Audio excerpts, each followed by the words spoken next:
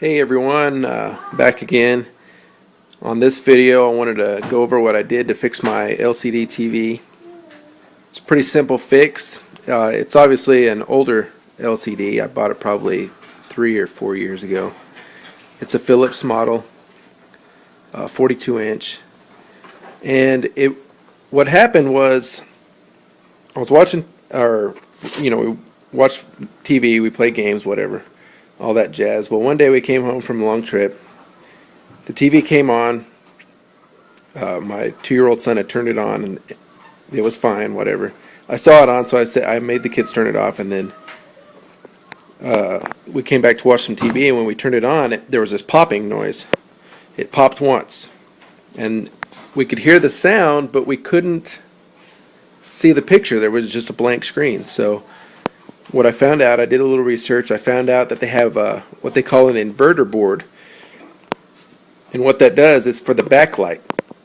And the backlight has to have this inverter board to kick on, and it lights up the back of your LCD, and it kicks, lets you see the picture. Well, it has a master and a slave, and of course I had to take my TV apart to find out which one was bad.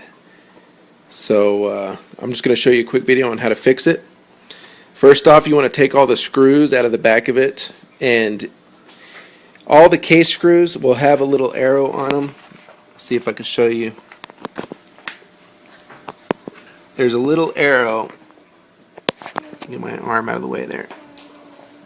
Right there. I don't know if you can see it or not. It's a little arrow that points to the screw. Well, all of the screws that you need to take off will have that arrow pointing to them.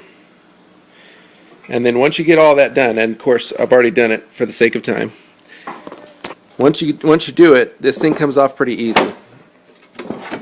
It'll just pick right off. You just set it aside, and that's the back of your TV. It's basically just a cover. Here's the inside of your wonderful television that went bad on you. And right here is the inverter board that went bad on me. Now this is actually the new one, but I've already taken out the old one for the sake of time. And I'll show you what the cover looks like on it. Over here on this side is the slave. It's basically the same cover. And you just pop off the 4 screws. There's one there, one up there, and then one up there.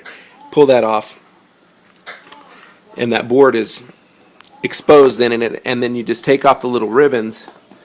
There's a ribbon here, a ribbon here, and then a ribbon down here. Any ribbon attached to that board, and yours may be a little different or whatnot, different brands, different things. Just take all the ribbons off that are attached to it, and it'll just come off. I mean, you can just pull it off, no problem. And then,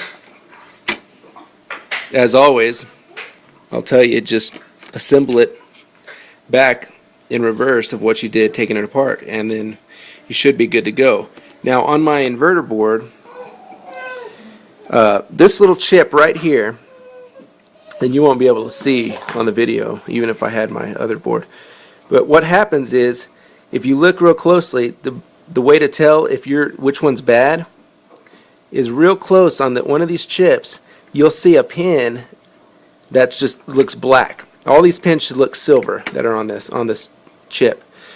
If you find a black pin, then more than likely that's the bad board. And also, like in the chip itself, right where the black pin meets the chip, there will be a hole in the little chip there.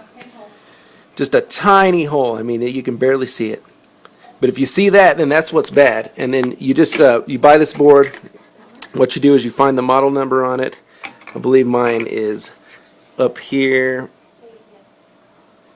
You find that model number. Type it in Google, you find a place to buy that model number, and usually they run around $60 or whatever, but I mean $60 for fixing your TV versus $600 to $1,000 for buying a new one, then I think it's well worth it. But yeah, I hope this video helps somebody out. Sorry about the video quality. I don't have the best camera, of course, and